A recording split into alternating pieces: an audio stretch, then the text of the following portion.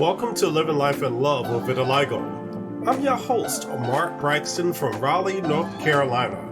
This is a global vitiligo awareness and education podcast. You will hear the true and authentic stories from people living with vitiligo. You'll also hear from their loved ones, medical professionals, licensed mental health therapists, relationship counselors, global vitiligo support foundations and organizations, and so much more. Sit back and enjoy living life and love with vitiligo. Once again, I'm your host, Mark Braxton from Raleigh, North Carolina. Welcome to Living Life and Love with Vitiligo. I'm your host, Mark Braxton from Raleigh, North Carolina. On today's show, I have two special guests with me. I have Dawn and Clarence Alexander. Welcome to the show. Thank you. Thank you for having us. You're welcome. So before we really jump into it, I want y'all to officially introduce yourselves. Tell our listeners where you're from, and if you want to share anything unique about yourself, you can. If not, we'll jump into the conversation, but I'm going to turn it over to you. Well, hello.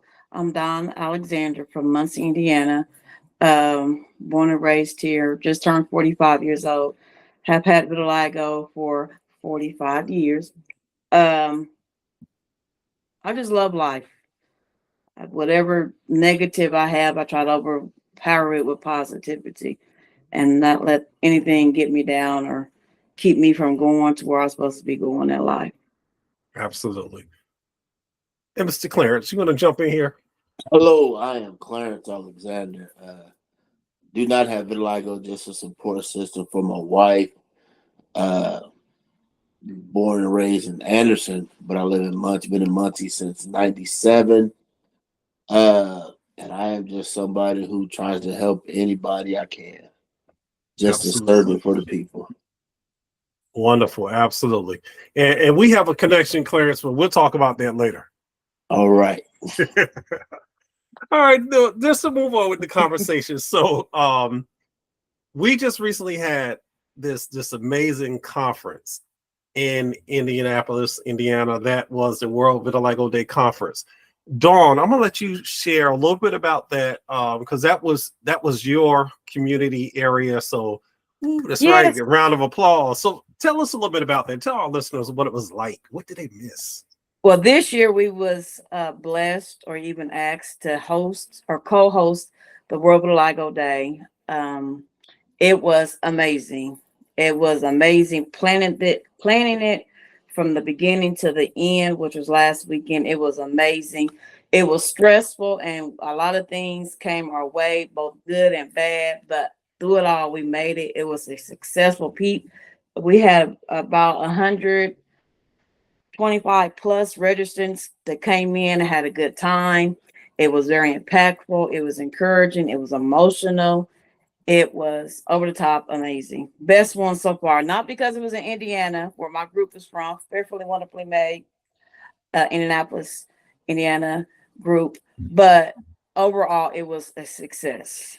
No matter the downfalls, we ended up turning it into make up a big, amazing opportunity to meet new people, and just to see my part of it was the kids. I love the kids because they inspire me to keep going. But it was amazing. Absolutely. And let me say this. I was there. I seen you. It was an evolution. It was different from the others I've experienced. I'm seeing a transition from the conference to go into realms that we've never touched before, like the kids event. That was a camp, Camp Victory. I wasn't there to be a part of it. Hopefully I can work it next year. I want to be a part. I want to be a kid again. You know, put me as a kid. But it was amazing. And just to see where Dr. Grimes wants to take the conference, to see that we're reaching out across the borders, like the gentleman that came from South Korea and a young lady from Jamaica. Yes. Like, we're really stretching out and becoming global like we supposed to be doing, you know. The activities, I'm gonna tell you, I had a chance to be a part of the singles discussion, a single and dating with vitiligo. Yeah, that was great. It was amazing. So I'm going to have a podcast in the future that will talk about single and dating, but also not just single and dating, but just, relationships and vitiligo. I'm bringing that back. It was powerful. It was a very powerful conference. And I would Good. say to anybody listening, anybody watching this, please join the conference, be a part of it in any form of fashion.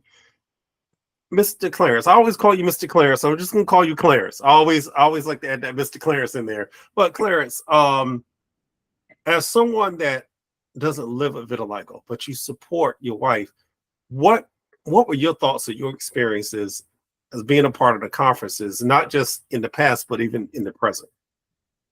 I enjoy it just to be able to see the different people. To me, it's amazing seeing people come from all over the country.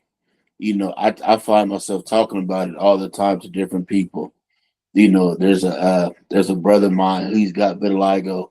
I literally try to get him to come just to stop by, just to see it. Just I feel like he needs to be a part of that, and I think it's very impactful, especially seeing the young people, all the young people who come out. I think it's great for them to be able to be a part of that, and I think it's just good for them to have a safe place per se, where everybody's, you don't have to worry about people looking at you strange and worry about what's wrong with them, but everybody's just safe and feel comfortable.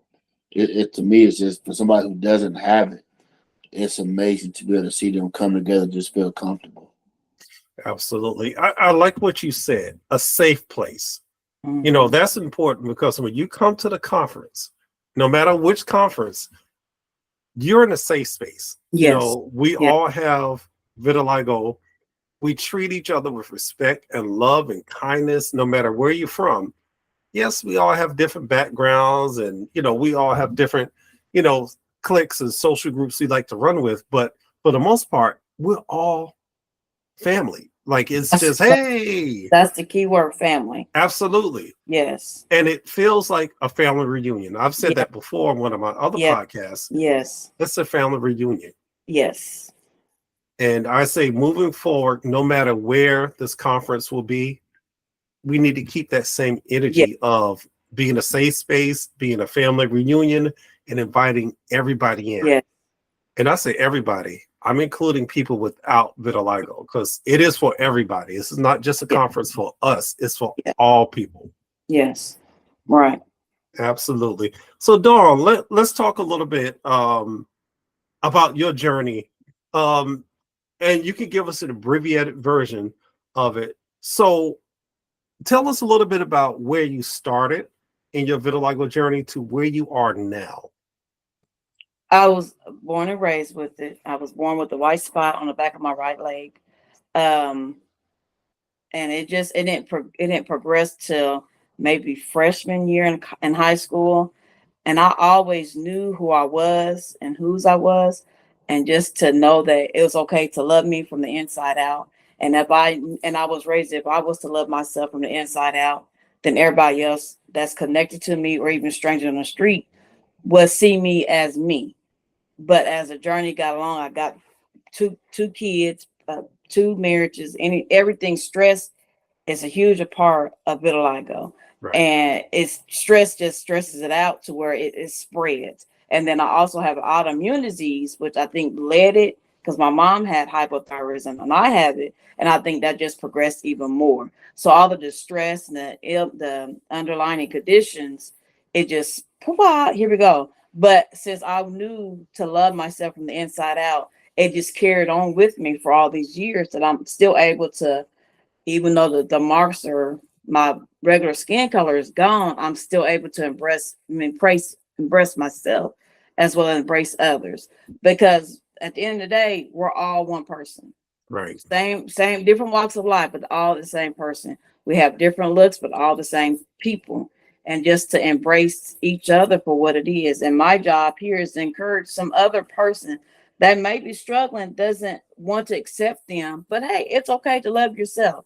You have to love yourself first. You got to look in the mirror every day. They say, give yourself affirmations or give yourself encouraging words to say, it's okay. We go through those times, even with vitiligo, just like when I was at the conference, I was going through something I was dealing with anxiety, I was sad, I was Right. depressed, and it all fell back to my vitiligo and my autoimmune disease.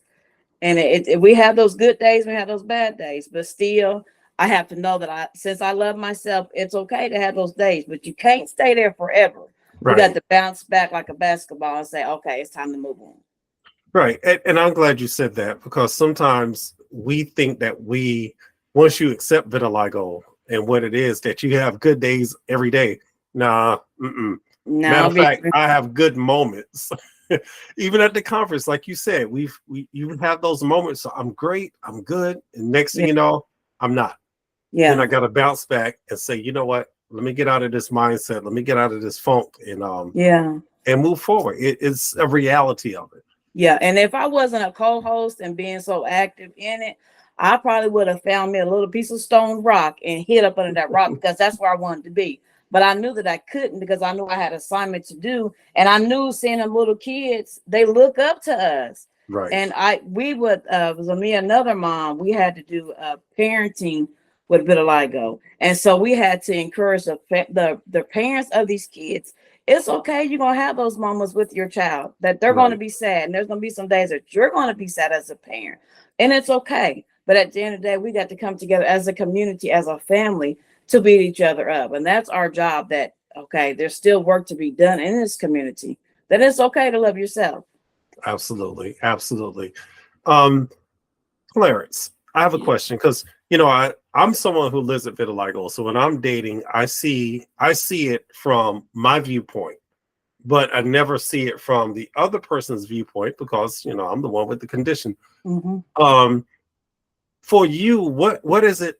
How has it impacted you, or what has been your viewpoint on it, on learning more about vitiligo? You're walking through the journey with your wife, and you're seeing other people. So what has your experience been like? Really, just when we first got together, uh, she hid more of her skin. She was not as outgoing when we first got together, and really going through and learning more about it. Learning as far as the do's and don'ts per se, as far as in the elements, as far as the sun. Right. Having to work. Really having to be more mindful of some of the things that we can, that we can do. Even though there's just some things that that we want to do, but have to be more mindful. Of the time limit that we're outside, or Right. because she likes to be outside, Love it. but it's like, okay. Sometimes you're like, hey, we can't do that. There's sometimes she'll get upset with me because she wanted to help at the church with outside work. I'm like, no, I'll take care of that. You stay in the house. Right. Go find something else to do. But being more mindful of just things, and really just being understanding of, really and just being open minded to learning about, that it's more things connected to it. Because these conferences have been things, listen to her calls and stuff, finding out that there's different other things that's connected to it, as far as it can help, lead to maybe depression or anxiety and other things like that. I'm thinking, okay, it's just at first it's like, okay, it's just something with the skin. But then thinking, okay, it can cause this, it can cause this, it can be affected this, it can affect this. And so you really got to be somewhat, you have to be understanding and open to understand what's going on. But I'm not gonna lie, when I first went to the conference, I was shocked to know that white people can have vitiligo. Right. Right. And then we was at the Black Expo reading a book and find out animals can have vitiligo. I'm like, what? Yep. And so it's like I'm constantly learning different things about it, but it's good because now I find myself talking to more people about it. Even my coworkers at school where I teach, teach them about what's going on. There's a lot of people that see my wife because I coach, and they're like, "Oh, I thought your wife was white." No, she got vitiligo. Right. So just talking to people. So you have to have an open mind. Right. Absolutely. And I'm glad you said that about having an open mind and understanding. And what's going to help us spread the awareness and education will not always come from us. It's going to come Right. from other people. And Right. I'm glad like you're talking to your students and other people and sharing the information and letting them know what it is and what it isn't. Um, and that's going to be important. You know, when we talk about June being Vitiligo Awareness Month, we Mhm. need to add and education. And I'm going Yes. to keep pushing that because the education is what's going to help, you know, Yes. and that's everybody educating each other. Hmm. And I say this a lot. Although we live in a world where technology is right there in the palm of our hands, we don't use it for the right purposes. You know, if you really want to know about vitiligo, you got it right there. Type it in, Yeah. and it Yeah. gives you all types of articles, access to information. It's there. But it's better to hear it directly from the mouth of people that are I was going to say that. directly experiencing it. Yeah. And it's okay to ask because we want to let that education go forth. Don't be scared to approach us. If you see something wrong, say something. Or even ask, "Hey, what's that mark that you have on? Are you are you burned or what happened? Is that a birthmark?" It's okay to approach us because we want to let others know that, like when my president, he says, it's not contagious. It's okay to Right. touch me Right. to get the You know, conversation started. absolutely. You know, it's funny. Today we had open house for our summer program. And as I'm talking to the parents and the kids, I can see the kids looking at my hands like, Mhm. what's going on? What's going on? But I got them. I was like, hey, give me 5. Yeah. and once you put it out there, they realize, oh, it's okay. And I did Yes. say to one parent, I said, you know, what gives me a great connection with the students, you know, I have vitiligo, so I like to Mhm. share what that is. And because they were concerned because their child has some challenges. And I said, it's going to be okay. I said, look, we're going to make this easy. I mean, look at my skin. I can share with them what I go through, live with vitiligo. So your Mhm. child understands you're okay. You're here. You're a student that's here to learn. You're still a human being, no matter what you're going through in life. Right. You know. Let me ask you this, Dawn, and I guess Clarence, you could jump into is not just for Dawn, but social settings. I find them challenging at times for me. Um, even at the conference, you know, when we're sitting in that big room and all the people in there, although I know everybody has vitiligo, we're just the same. Social settings can bring on anxiety for me. And then Hmm. I feel like I got to have an escape. I'll be back. I got to go to the bathroom real quick. Okay, I'm better.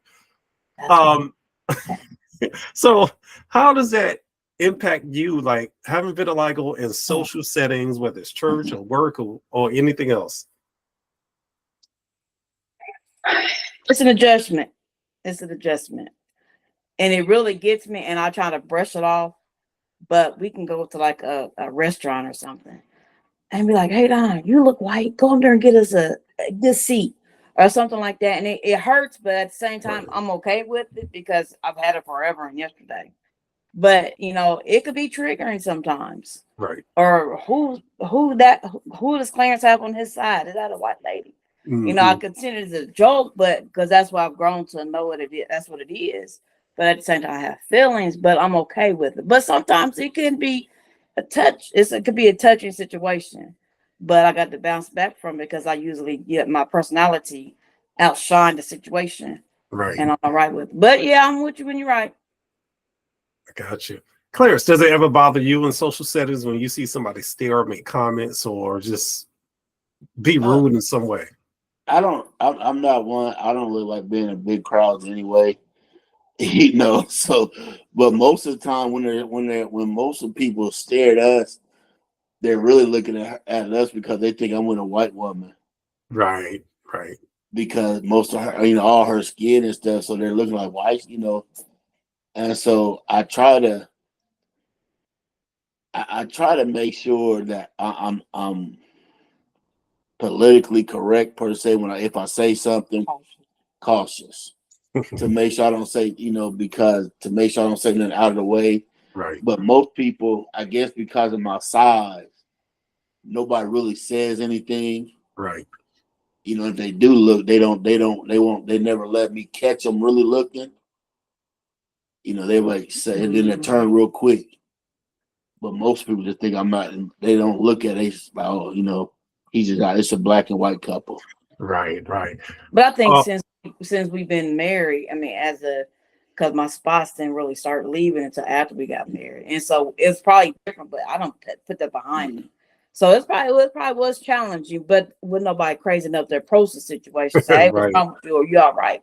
Or something like that. But I do like the fact that when we're in social settings and that people know the situation I have, Don, it's about time you put some sunscreen on. Don, you got your sunscreen. So they're always making sure that I'm protected. And I do like that. Okay, good. And that's important. You got to have people that care about you and know about Yes. the condition and know what to say and do. We got 2 more things to talk about, but real quick, and I was just thinking about it when Clarence mentioned that when y'all are out, and you mentioned it too, that they think you're white.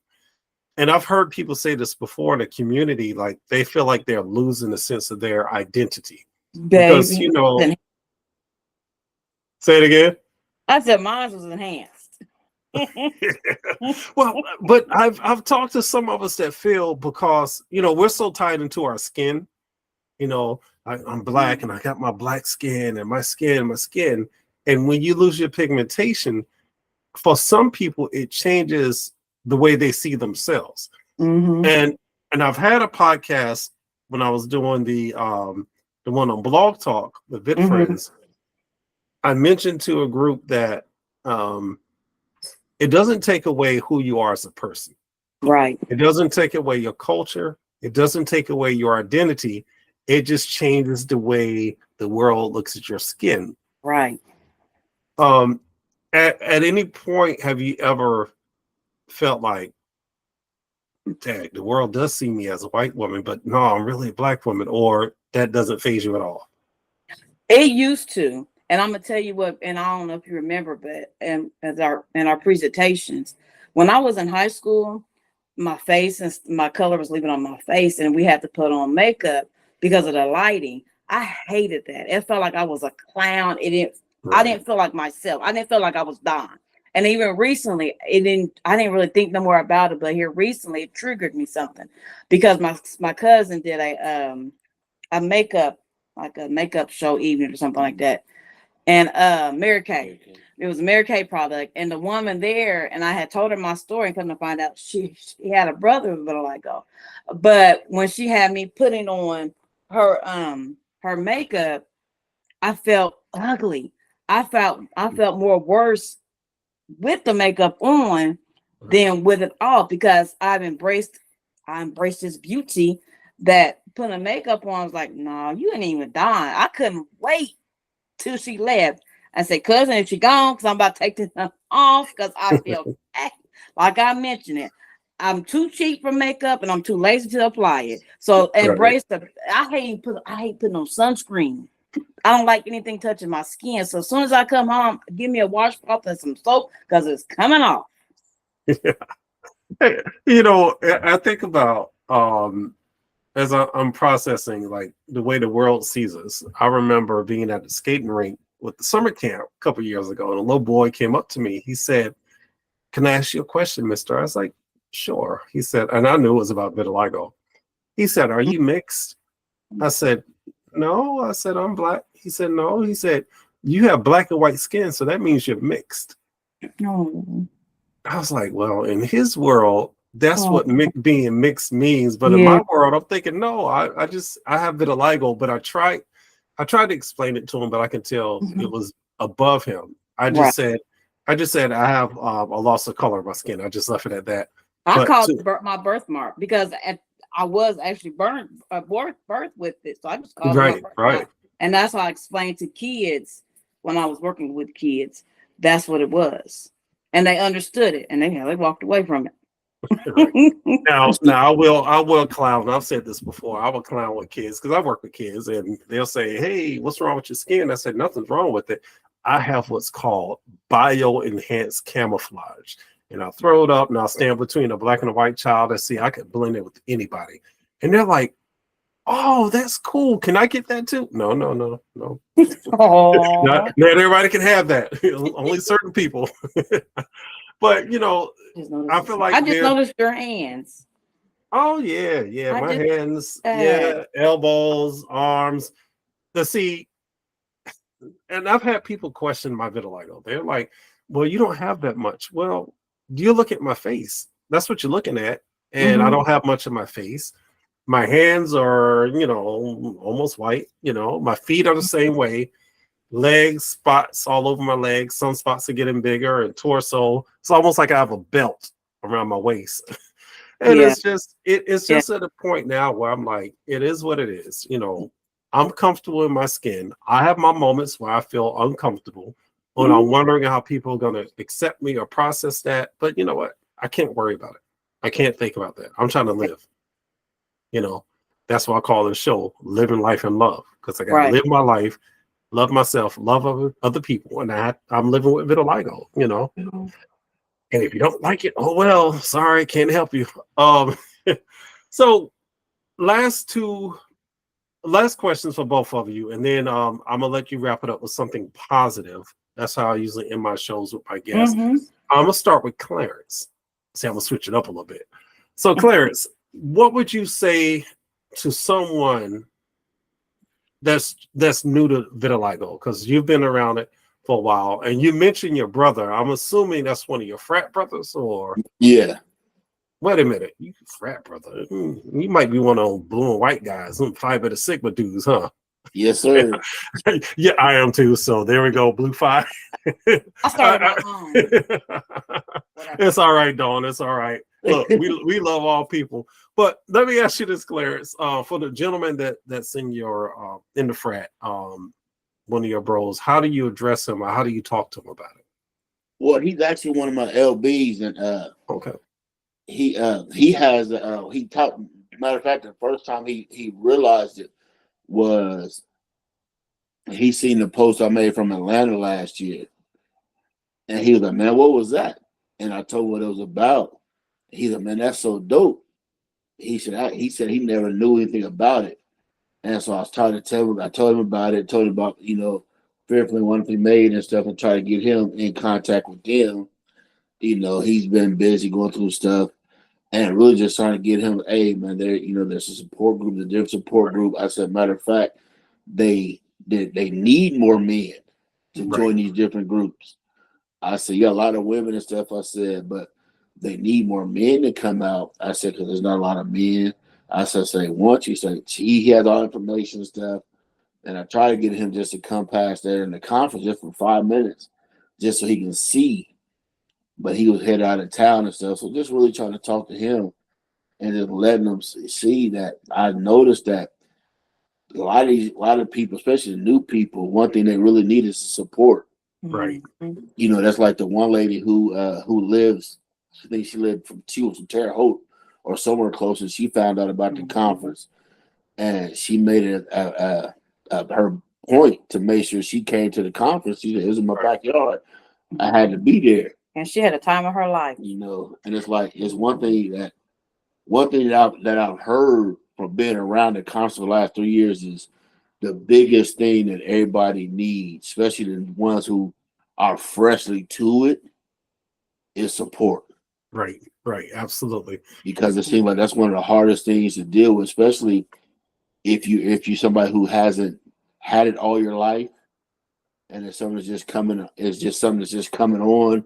Because from what I gather and from what I've seen, it's very life changing, right? And it can be very emotional, very very damaging, emotionally and physically to people. So they need that support to let people know, hey, you know what? You're not the only one going through this.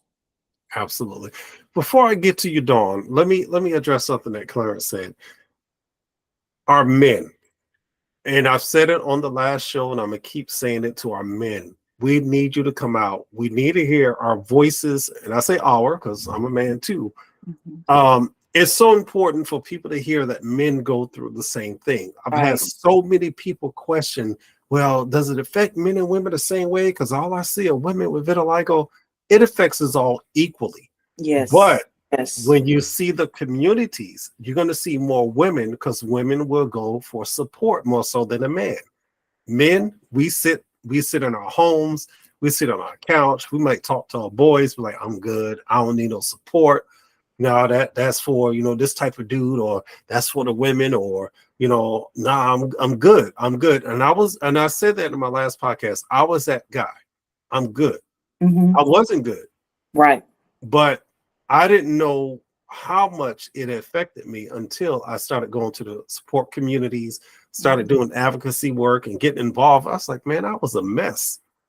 But a lot of men don't want to seek it. And I'm saying it to the men out there. We need your voices. We need to hear your stories, because it's very important, and it's going to be impactful to some young man or woman out there that needs to hear that men go through this too. Right. Society says, you're a man, you're tough, you got this. No, we don't always have it. So that was my plea to the men. We need your voices. You want to come on the podcast, you come on.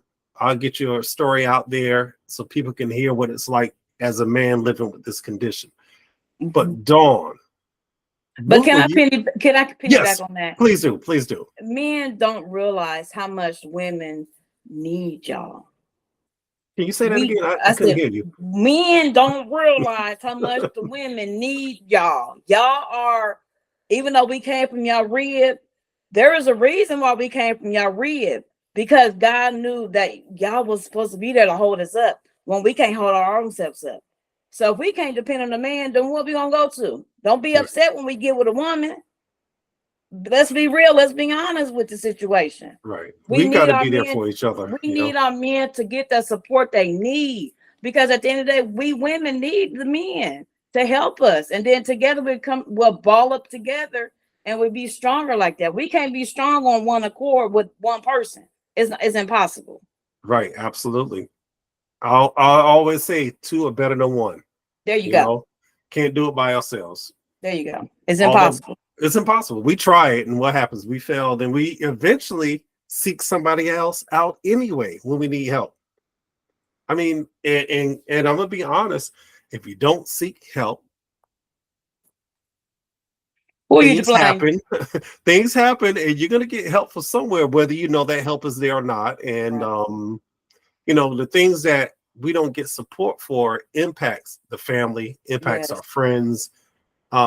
And I say that because vitiligo, we think it's just here, but it affects us in our hearts. I'm trying to hear, our minds, everything, and that anxiety, depression, that stuff can kill you. I'm just gonna say it up front. It can kill you. You're right, and we can't get no insurance off of suicide. Or maybe I should say unalive you. Sorry, y'all. I don't know if I was supposed to say that on YouTube, but unalive you then.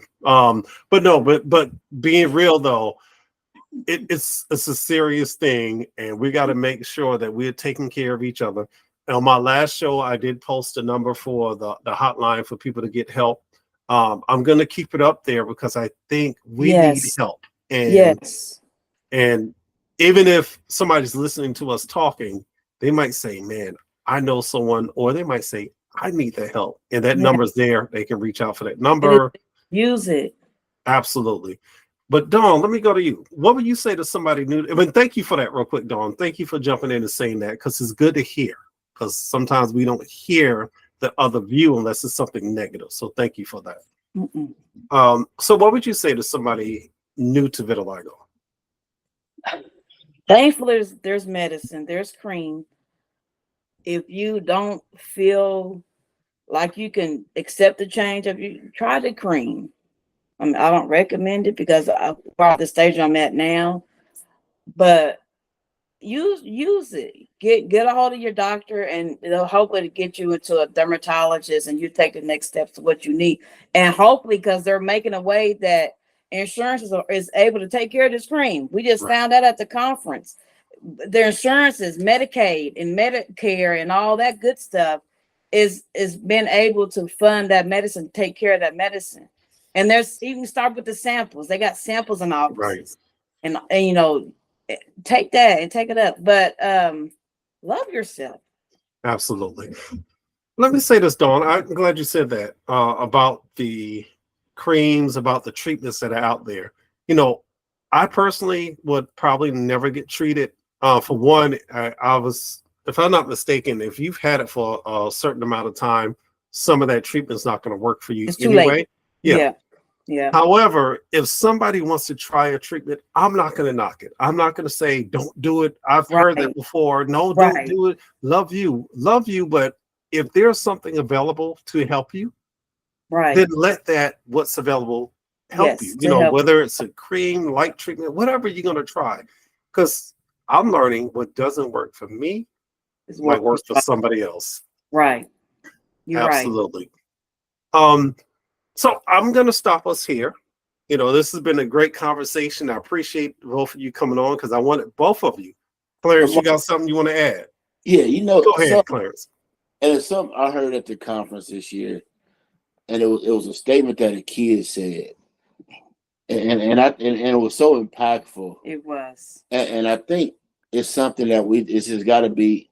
I'm all about consistency, and it's like one of the parents just said her child said something to her Yes. talking about Beautiful. if they keep telling us to watch about we have to love ourselves, be comfortable in our own skin and stuff like that, then why are they telling us? Why are we spending so much money trying to find treatment? Mm-hmm. Right. That came from a kid. Right. But that's the truth. We want treatment, we want a cure, but then we say, love your skin, do this and that. And let me see, we'll open up another can of worms. and I tell it because I'm somebody who I don't have it. Right. I care, but from a child who deals with it, Right. be able to think like that and hear the people tell them, love yourself. And they're like, well, if we're supposed to love ourselves, then why are we looking for treatment? Why are we spending so much money on treatment? Right. Absolutely.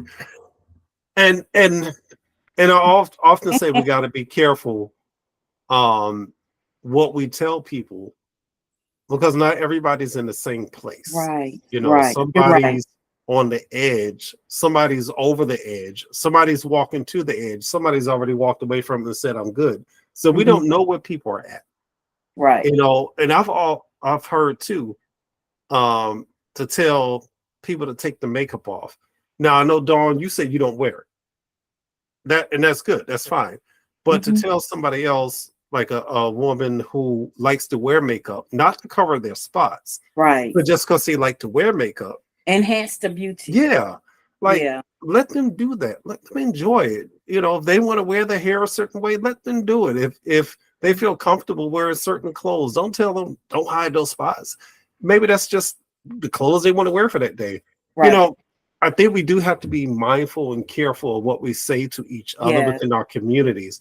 I'm glad the child pointed that out because, we are given mixed messages and we got to make sure we stay on the same message, And let's say, love your spots, but get what you need for yourself. That's what's going to be important. And that's what the support group is there for. Right. Both sides of the coin. Absolutely. Yeah. Sometimes that coin lands right in the middle and it isn't flipped on either side. So when it's there, you got to figure out which one you want and which one's going to work for you. Right. We're going to wrap things up. But before we wrap it up, Dawn, and then I'm going to go to Clarence. Leave us with some words of encouragement for anybody out there, not just people with vitiligo, but just people in general.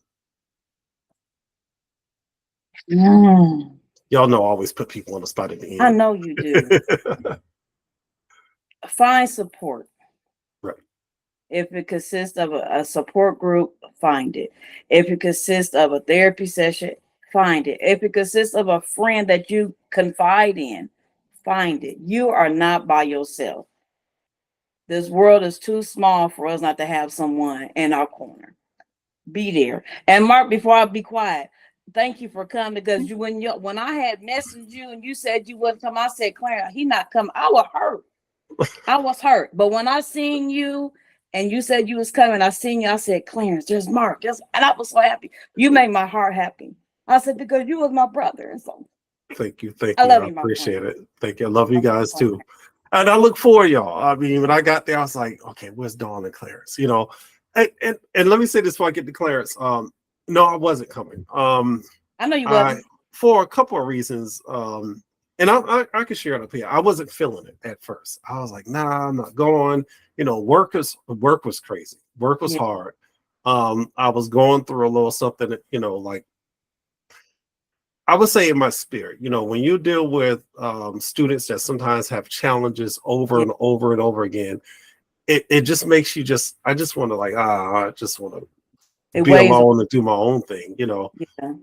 But someone reached out to me and said, "Hey, Mark, do you want to go to the conference?" And I was like, I thought about it, but not really. And they said, well, this could happen and, reach out to this person. And I did. And next thing you know, I was like, oh, I bought my flight. Oh, got my hotel. I'm going to the conference. and it worked out. And I matched my flight with one of my friends and we flew there together and got there. It's like, I'm at the conference. I'm here in Indiana. In Indiana. I've never been to Indiana, and I was like, now how far is Gary?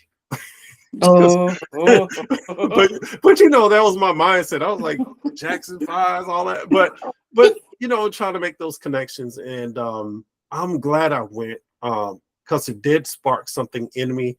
And what it sparked, and I'm gonna get to you, Clarence, I didn't forget. And what it sparked inside of me was I need to bring the podcast back. Yeah. I miss talking to people. I need to talk to people, and even there at the conference, I had somebody didn't know I stopped podcasting. They were just like, yeah, and your show, blah, blah, blah. I was like, I stopped. But I knew I wanted to come back at some point, but I didn't know when. I didn't know why. I didn't know how it was going to happen. I didn't know what platform. I just knew it's time. And I thought about it for 3 days. I'm like, oh, here we go. That's how I'm going to do it. Yeah. And I put it together. I was like, there we go.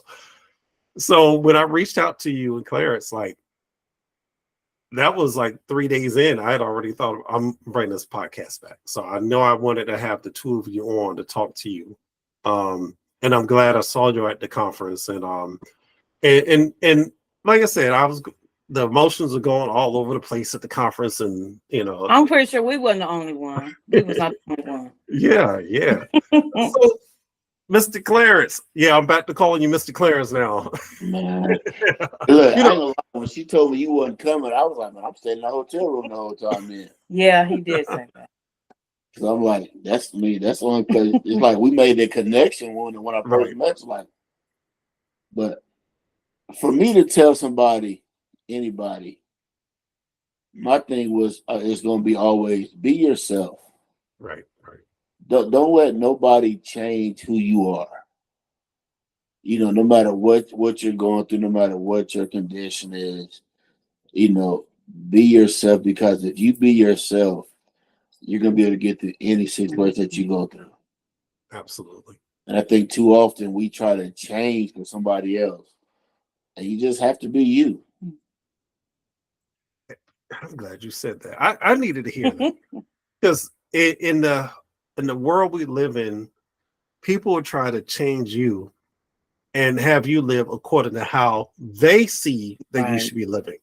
And no, I can't live for somebody else. I got to live my life, And now, if I'm doing something wrong, I want you to hold me accountable. Right. But it's still my life I have to live. And that's the same thing with our community. People are living their lives the way they need to live it. And we can't always control their narrative. We can't tell people what they should and shouldn't be doing and how to, advocate for vitiligo and all. No, we all are different. We're going to do it in the way that works for us. Right. Well, I'm going to stop here because we're going to be on for an hour and a half, but I'm going to stop here. I thank you two for coming on together. And that's exactly what I wanted, to have you together. And I want people to see that we got power couples here that can share and support each other through vitiligo journeys with and without vitiligo. So I greatly appreciate it. So thank you. Thank you for having us. You're welcome. We got your back. We got your brother. Thank you. And I got my frat brother over there. That's right. When I saw him wear that shirt come out, I was like, what? But yeah. See, that's why we connected. We didn't even know why we connected, but there we go. Right. But for my listeners out there, those of you in this podcast, I thank you for joining in. You have been listening and watching Living Life and Love with Vitiligo. It's a joy to have you two on. But as I always in my shows, I want my viewers to know and listeners to know that, it's important for you to love people. Love your family members, whether it's a sibling, whether it's your parents or a spouse or whomever it is in your family. Love your friends. Friends, come and go sometimes, but a true friend, we're going to love them. But love those who you consider your enemy. They need love too. You might have to love them from afar, but still show them love. Co-workers, kids, love is so important. And I think that's what we're missing in this world. We like a lot of things. Everything is about like, but do we truly love these things? Do we truly love the people around us and that are in our inner circles and outer circles? But most of all, you got to look in that mirror, because you were created very special and unique. And you got to look in that mirror and say to yourself, I love you, because we don't do enough of that. You have been listening to Living Life and Love with Vitiligo. I'm your host, Mark Braxton from Raleigh, North Carolina, with my special guest, Clarence and Dawn. So thank you. Y'all take care. And that vitiligo sign, that's not the peace sign, it's vitiligo. Y'all take care. Peace.